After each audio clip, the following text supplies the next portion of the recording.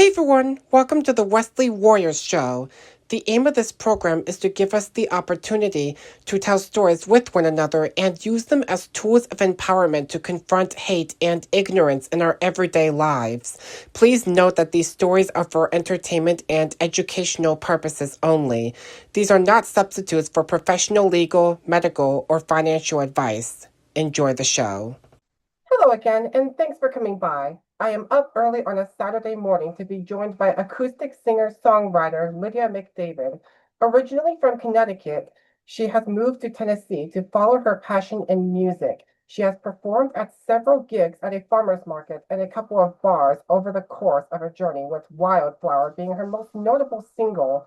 She has another one coming out this autumn, and that's what we're here to talk about today. Welcome, Lydia. Long time no see. Thank you. Hi, Wesley. How's it going? I'm doing well. I'm doing pretty good. I just woke up and got my hair done by It myself. looks good. I like it. Thank you. Please tell us more about yourself. So I am from Connecticut. I was originally born in Massachusetts in Cape Cod, but I moved to Connecticut when I was about 4 years old, and lived there for most of my life. I lived in a very small town called Cornwall, Connecticut. And I grew up with like a bunch of land. We caretaked for an estate, my family did. And so I grew up very much in the woods in the middle of nowhere. But I had a really great town that was just full of music and arts. And I really feel like that shaped who I was like growing up and how I became a musician and everything. But when I was 18, I went to Middle Tennessee State University for songwriting. And I've just really liked Tennessee, and I've decided to stay here and try and do my music the best I can in this crazy industry. And yeah, Tell me about it. yeah, it's a hard industry, but I'm happy where I am. I'm not expecting like Taylor Swift fame or anything like that. I'm just doing what I love, and um, I feel like a lot of people enjoy my music for the most part. I'm very on the lower end of the artist, but I don't really mind that. I kind of like it because um, it's just for me, it's just about doing my music and my art. And yeah, it gives me peace. And then I feel like it brings other people peace as well.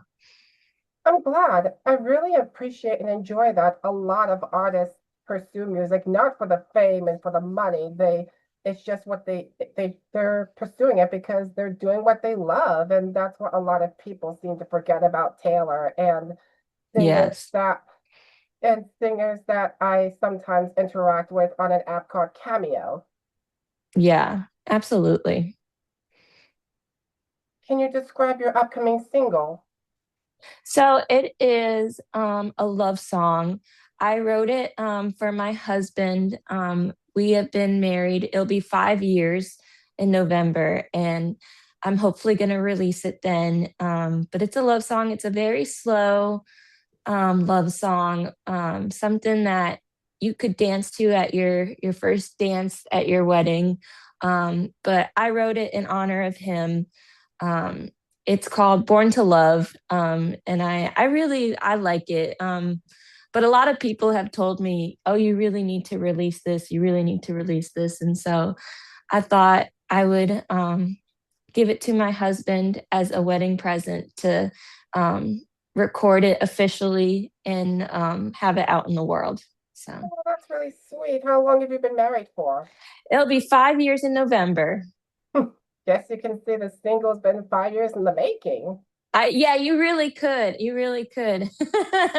I've always kind of pushed it back on the back burner, and then I don't know. I mean, I love the song. I just didn't feel like personally it was a hit or anything because it's so slow, but everyone that I've played it for has always really enjoyed it and loved it. And so I was like, okay. I was like, we'll do it then. So I'm sure it'll be one of those singles that might go viral, weeks or even months after it comes out. yeah, it could. It's crazy how that happens. They always say the song that you least expect to like, the one you think is not going to do as well always does like super well. So we'll see. We'll definitely see. I love it. Why did you choose November as the release date for your new single? Does it take that much time to put together a brand new song, or is this intentional? It is intentional. That's a really good question. So I work with Dan Canopa and Chris Love, who are my producers on the song. Dan Canopa was he was the drummer for OK Go. And so I've been in touch with them and I work with them, and usually it doesn't take very long at all. We get it done. They are so amazing. I send them a demo, I send them a very rough demo. They take it and they make it amazing. And then I go in and I do my vocals, and it takes maybe, depending on their schedule and my schedule, it can take just a couple of days. But I really wanted to release this in November because on the 13th, that will be our wedding anniversary, which is a Friday. And most music drops, new singles and music, most of them drop on Friday. So I was like, oh, this is the perfect time. It's 5 years and it's on a Friday. So I was like, I planned this maybe like about a year or so. Like it's been in the making. And so I'm really excited about that. But I'm also pregnant. And so I'm pregnant. I'm expecting a baby in September. And so I was like, I could do it in September, October, and November, but I have a feeling that I'm going to have my hands really busy taking care of a little one. So I was like, I should probably do this before I get to that point. So, Wow. First of all, congratulations. Second of all, I can see why you'd rather get that release over with before taking care of a newborn baby becomes a top priority. yes, absolutely. Absolutely. Thank you. You're welcome. So, what made you want to pursue songwriting? I've always been into songwriting. My dad, especially, has always helped me with my music. When I was little, he made me CDs. And because I didn't hear enough female vocalists on the radio, and I was like, I want to hear females, I want to hear girls sing. And so my dad put together a CD called Lydia's Girls, and it's a bunch of female artists from all different times, all different genres. So you have like Patsy Cline to Madonna to let's see, Sheryl Crow, Taylor Swift was on there. Let's see who else. There's just so many. Amy Mann, um, Patty Griffin, so many different artists, so many different genres. And he would put together CDs for me, and I would just listen to them constantly, all the time, in the car, wherever. And I just really fell in love with music. And I always enjoyed music, but it wasn't until, let's see, I was about 8 years old when I wrote my first song, or 9 years old, 8 or 9. And my fifth grade project when I was 10, we had to do a writing piece. And so I decided that I was going to write a country song because I was really into country music then. That's when Taylor Swift had just released like Teardrops on My Guitar, our song, like that whole album. And I just immediately fell in love with it. And so I wanted to write a country song. And I mean, for a 10-year-old, it's pretty good, but it was like, ooh, it was called Little Town Country. And it made literally no sense. Like it made no sense. It was crazy, but I mean I got an A on it, so it was all good. But my music teacher, Mrs. Spur, she found out that I was writing a song for that project and she listened to it and she was like, Lydia, this is really good.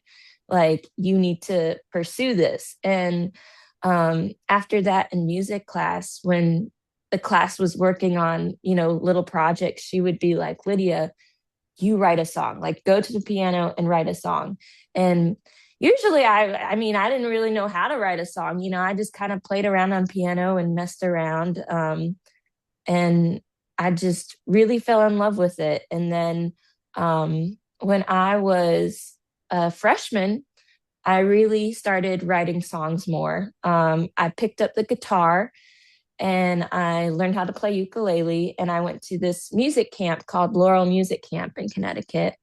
And I just met a whole bunch of music people. And, they taught me how to play guitar a little bit. And I was just so inspired by all the music and the fellowship that came from the music.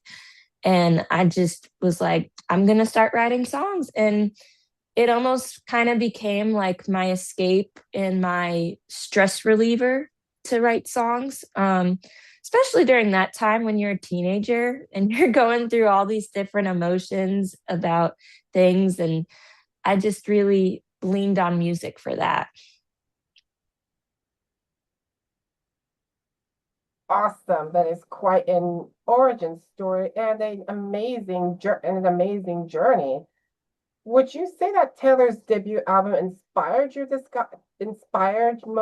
genre, I music would, I style? mean, yeah, I mean, it's funny because like I don't, it's hard for me to say that I'm like a artist. Like I always ask people, like, what genre do you think I am? Because I really feel like I listen to all different kinds of genres. But that album and like Taylor Swift debut album definitely got the ball rolling for me. And I remember the first CD that I bought on my own was Fearless. And I loved that album. That album was so great. Um, and needless to say, I'm still a Taylor Swift fan. But yeah, it's just she's just such an amazing songwriter. And you know, even a 10-year-old girl could see that, like could just relate to her music. And she's just so inspiring. And yeah, so Awesome. In case you can't tell, I'm a Swiftie myself. I'm wearing the Speak Now cardigan I and this love it. Oh, Eras Tour that's so t-shirt great. underneath it. Oh my gosh, look at that. It's perfect. Perfect. Why do you think Tennessee is the place to be to embark on a music career? That's a good question. I went to Tennessee for Middle Tennessee State University. My dad actually went there and met my mom there. And it's funny because I met my husband there. But my dad was saying how Nashville is really booming, and it is. And they talk about it in my classes and stuff when I was there. New York and LA are very popular for music, but Nashville is also very popular. And it's not just country music. I mean, you had Paramore come out from Nashville, you had Black Keys come from Nashville. They all got their start there. And but it's mainly known for country, but it really has a lot of little places that have other genres part of it. And people have just started taking notice that Nashville is becoming a really big place for music. It's really big, and it's just I don't know, it's centralized. And a lot of people from LA and New York are starting to come to Nashville and really make their start there whether it's they're in the music industry or they want to become it part of the music industry. That's really sweet. And yeah, I can see why. I can see why. Tennessee is a hot spot for country music. So if someone wanted to pursue country music, they'd they'd embark to Tennessee and settle there for a while while they get that ball rolling. Absolutely. Yeah. It's definitely hard. You know, I've done some gigs in Nashville, like at bars, mostly open mic stuff. And you just get a whole bunch of different kind of people, which is cool to see, but it's also really hard to put your foot in the door. But I have friends who are on like Broadway, which is the main strip of Nashville where, you know, a lot of musicians go to play. But it's really hard to get in there, and they have contracts and stuff, and it's very strict contracts about what they can and can't do. Um, so it's interesting to see that, and um, it's hard work. It is really hard work, and I applaud like everyone who does it. I think I realized that Nashville, as much as I love Nashville, I wasn't sure if it was like the spot for me. You know, like I love Tennessee is a good spot, but Nashville in particular, I think it was almost too big of an ocean for me to swim in so far. And um, I just kind of like staying in my small town and releasing music as I can. You know, as much as I love music, there's more to life for me than just music. I will say music is like part of the reason I love to do, you know, I love to live and everything, but I've also found other things to rely on. So, That's quite profound, and I agree with you to an extent because mhm, I took art history when I pursued my bachelor's degree, and how I looked at art and music, for that matter, is that it intertwines with every aspect of life. So absolutely. if you I if an artist wanted to make music their entire every aspect of their life, then they're not really going to get much inspiration from it unless they see the world for themselves and experience things and feel human feelings. Like in order to write and produce a song that's relatable and that's going to make resonate with listeners, then they should be as relatable as possible. absolutely. I definitely agree with you on that. I guess it's just more the industry. And I mean, everyone says the industry is hard, but it's hard. It's hard to get into. And it's somewhat can be unfair too. But you know, that's just the game because it's a business, you know? So Yeah, it is an unfortunate truth that we all saw for ourselves when Taylor fought with Scooter Braun's company to get the rights to her first six albums back, which brings me to my next question. What yeah, did you take away from Taylor's 6-year quest to regain ownership of her masters? I loved it. I thought that was so brave of her. And I also, you know, going into the music industry, you're like, but she wrote the songs. Like, how does she not own them? And she does own them, but you know, obviously now she owns them, but back then it's like she wrote them and she owns them, but contracts can be so misleading. And you know, when you're young, and you know, she was so young when she started, you just really want to get your foot in the door, and you're kind of like, I'll take whatever, and you're thinking, oh, I can renegotiate this later.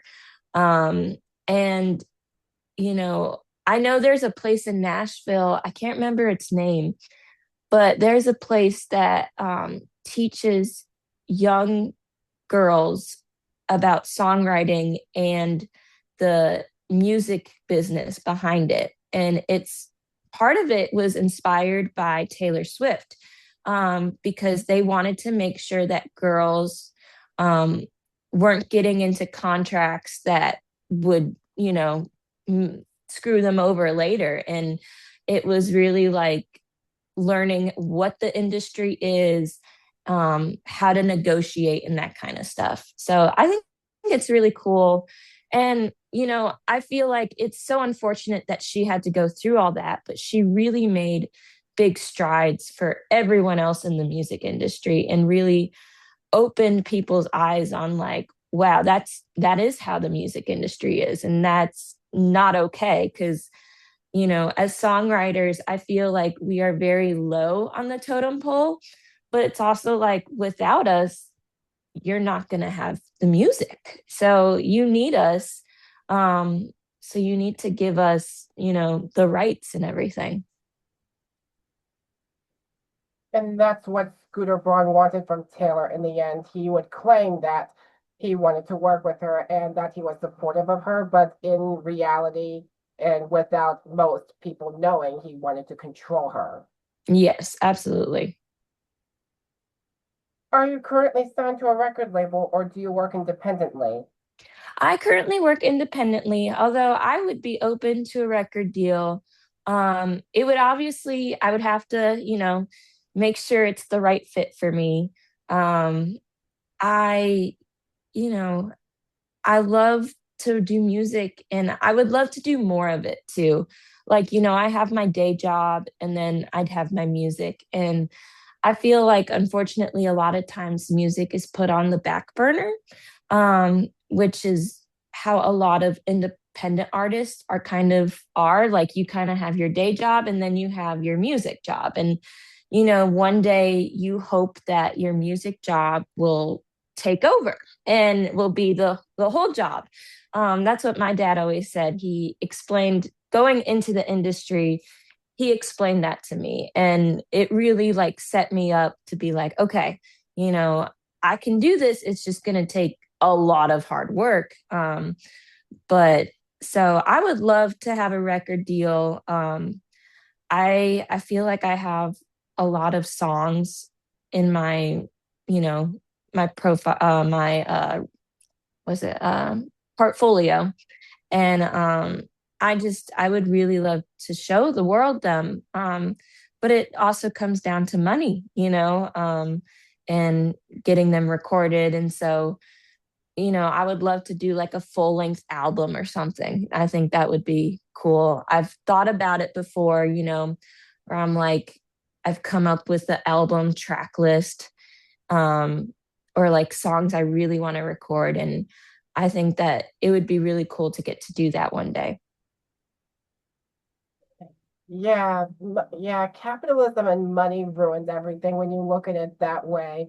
Currently, with a friend of mine that works at a record store and who also plays the guitar, I'm embarking on a musical quest of my own where we would do covers of every single song on every Taylor Swift album. Currently, we're in Reputation, and it costs $40 a week just to visit him, and I am, and it's easy to see why pursuing music is not easy because working with people is costly.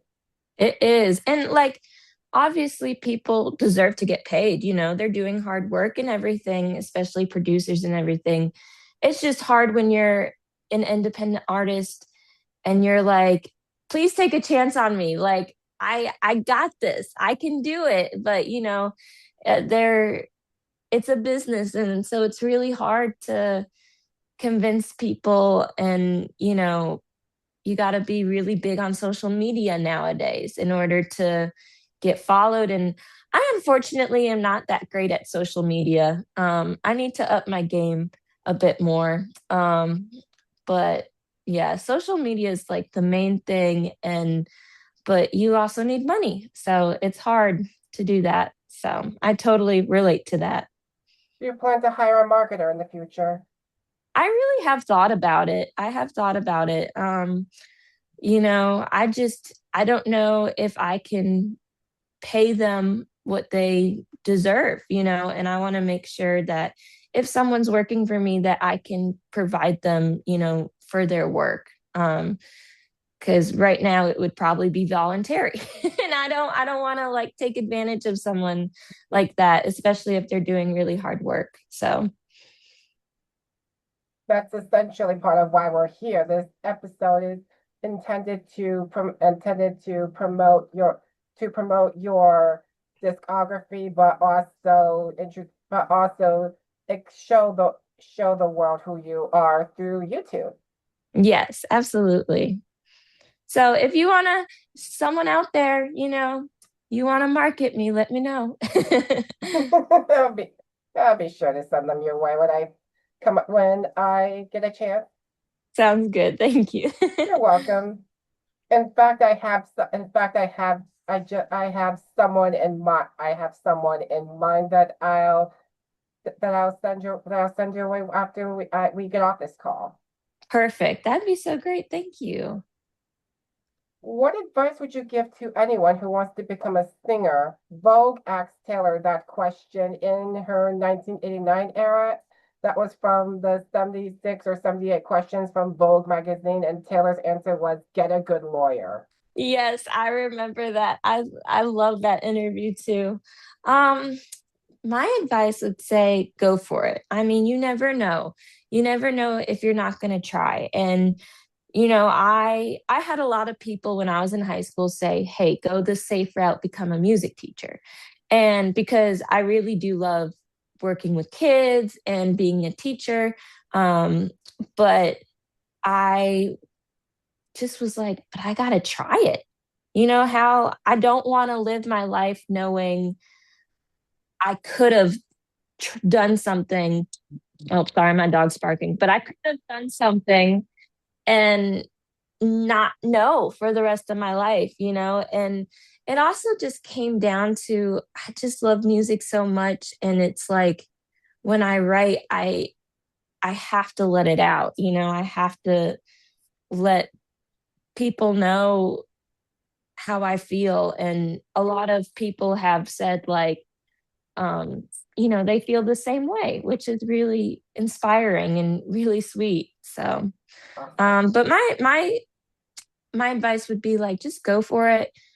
The worst that can happen is that, you might not make it in, the industry, but as long as you love what you're doing, then that's all that matters. My advice for you, and probably someone who is pursuing country music in Tennessee, is avoid big machine records if possible. Yes, yes. I agree. I agree. They got, whew, yep. Would you like to hype up your single before we sign off?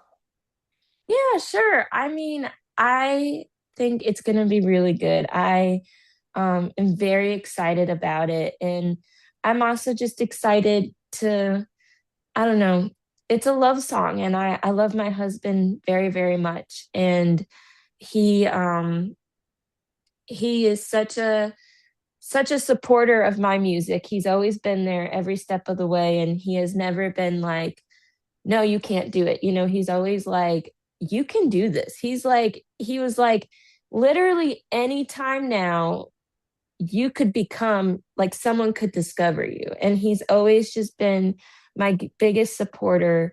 And I just want to say thank you to him. And um, this is my way of thanking him for just everything that he does for me and takes care of me and everything. So Oh, I'm sure it's going to be beautiful. thank you. It's funny because I wanted to write a song for the wedding. I knew I wanted to surprise him, but I couldn't, sometimes love songs are hard to write because I feel like everything's been said so many times. But it was actually my mother-in-law, um, my husband's mom, who said something. I can't remember what it was, but it was like, we are born to love. And I was like, it instantly clicked in my head. And I was like, yes, I was born to love Jacob. Like, that's my husband's name. Like, I was born to love him. And that's how the song came about, Born to Love. So, That's adorable, and I'm glad about that. Some love songs are easy to write, some are difficult. Love Story by Taylor Swift is obviously an easy one, but I don't oh, think yes. Taylor in her Fearless era would agree with that at the time. She was about 18 or 19 when she wrote that song. Yeah. Yeah. It's cool. You'll have to come to Tennessee sometime because the castle that she filmed that music video in is in Nashville. It's like in Tennessee. And they have like a Renaissance fair in May. And you can go in the castle, I believe, or like the guy who owns the land, like they do the Renaissance festival at the castle. It's really cool. I'm surprised they haven't done a Taylor Swift themed event that I am aware of. Not that I'm aware of either. They really should, though. That's a really good idea. In fact, they should probably, in fact, in fact, in fact, now would be a good time to host one. Yes, I agree. Absolutely. When you mentioned female music, when you mentioned your father compiled a list of songs from female musicians, I'm surprised that Avril Lavigne wasn't on the list because Yeah. even though her genre of music it probably isn't up your alley, she's still a trailblazer in that genre. Oh, absolutely. And I do love Avril Lavigne. It's funny because my dad, he picked songs that, I mean, he thought that I would like, but actually, Breakaway is on Lydia's Girls, which is obviously by Kelly Clarkson. She did the cover, but Avril Lavigne wrote that song. So I guess you could say Avril Lavigne is on there. But, as I grew up, I started branching out to more different artists. And I love Avril Lavigne. I think, when I was in high school, I really listened to her music and she is a very great songwriter. She's very talented and like my dad always says Breakaway is probably like the best pop song written at that time, like it's just such a well-written pop song. And he showed me it and he was like, look at the structure. And we didn't know Avril Lavigne wrote it until like one day I found out and I was like, Dad, did you know Avril Lavigne wrote this? And he was like, no. And I was like, it was just really cool. So yeah. It's an awesome legacy to leave behind. Absolutely. Yeah, she said that it didn't fit her album. Um and I can understand why, but it was funny because Kelly Clarkson also said she loved the song, but it didn't fit her album, but um they were really pushing for it and it's so amazing because it's like, oh, like it might not fit the sound you're going for, but it's such an amazing song and I feel like it's still such a incredible song to this day. Carlo even performed it in Bethel, New York when I went to go see her, and it definitely fits her now. Yes, I agree. It definitely does. Yes. But that also comes from labels being like, yeah, this doesn't fit your image and that kind of stuff. And um, sometimes you just gotta be like, no, I want to do this. So It's it's really informative to think about and look back on because then in the end it's the singers and songwriters that beat the executives and their labels to the punch. absolutely, absolutely. You never know what's gonna be a hit. Um, and they do have an ear for it, but I mean, sometimes you just really gotta go for it. And that's the takeaway message from this episode. Thank you for taking the time to see me this morning. Thank you so much for having me, Wesley. It was so much fun. It's a pleasure. You guys can let me know what you think in the comments down below. You can check me out on my main channel and my other social media platforms, and be sure to catch Lydia's single in November when it comes out. Thank you for watching, and I'll see you next time. Bye.